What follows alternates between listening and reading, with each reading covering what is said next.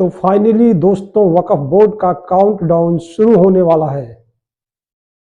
तो नमस्कार दोस्तों, मैं उमेश कुमार आप सबका पब्लिक मार्गदर्शन में स्वागत करता हूं। वक्फ बोर्ड को लेकर के देश भर में अनेक जगह पर प्रदर्शन देखने को मिला है। देखिए ये रिपोर्ट।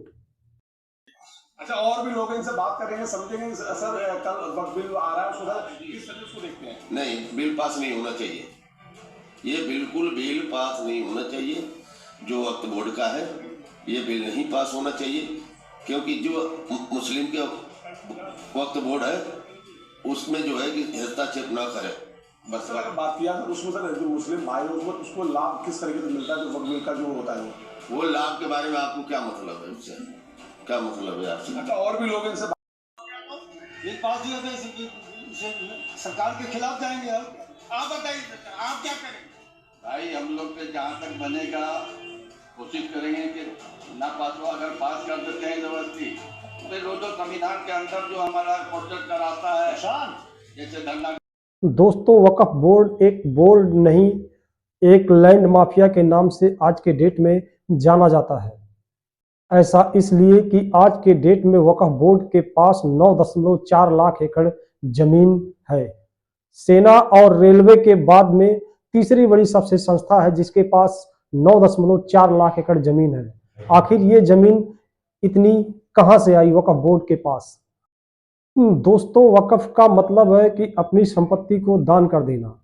साल 1954 में पंडित जवाहरलाल नेहरू की सरकार ने वक्फ बोर्ड पारित किया और एक साल के अंदर पहला संशोधन हुआ। साल 1995 में वक्फ बोर्ड को असीमित शक्तियां प्रदान की गई और साल 2013 में वक्फ बोर्ड को शक्तियों को और बढ़ाया गया।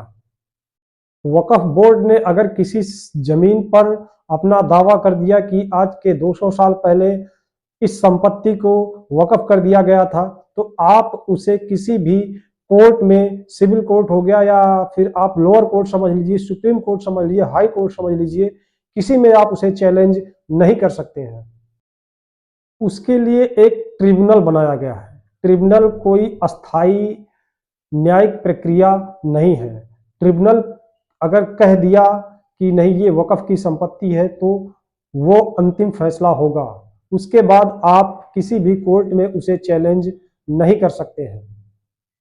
तमिलनाडु में एक गांव है, वहां के एक किसान राजगोपाल अपनी जमीन इसलिए नहीं बेच पाए क्योंकि पूरे गांव को वक्फ बोर्ड ने अपनी संपत्ति बना दिया। बेंगलुरु का ईदगाह मैदान, गुजरात में सूरत में नगर निगम की कॉलोनी और कोलकाता का ईडन गार्डन क्रिकेट स्टेडियम, ऐसे ना जाने कितने जमीनों पर वक्फ बोर्ड ने अपना दावा पेश कर रखा है। 9,942 मामले ट्रिब्यूनल में दायर है जिसमें अभी तक कोई सुनवाई नहीं हुई है और ये सब मामले मुस्लिम समुदाय द्वारा ही दायर किए गए हैं।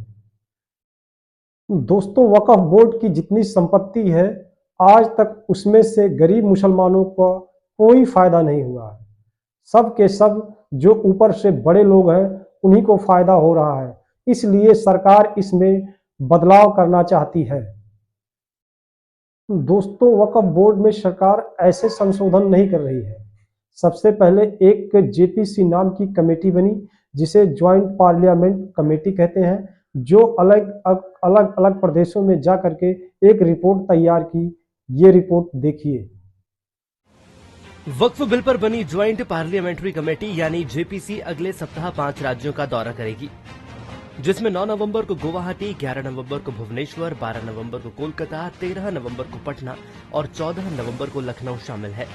इस दौरान सांसदों का कहना है कि दिल्ली सरकार की मंजूरी के बिना दिल्ली वक्फ बोर्ड को प्रेजेंटेशन देने की अनुमति देना अवैध है।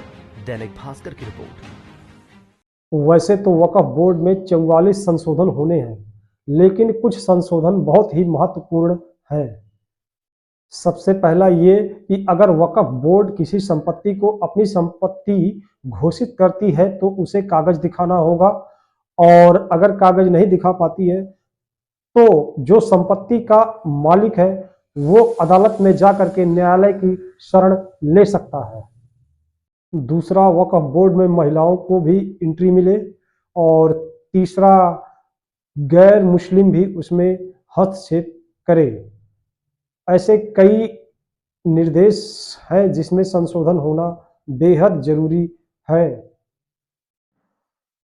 तो दोस्तों, जिन लोगों ने हमारे चैनल को सब्सक्राइब कर लिया है, मैं उनका बहुत बहुत स्वागत करता हूं।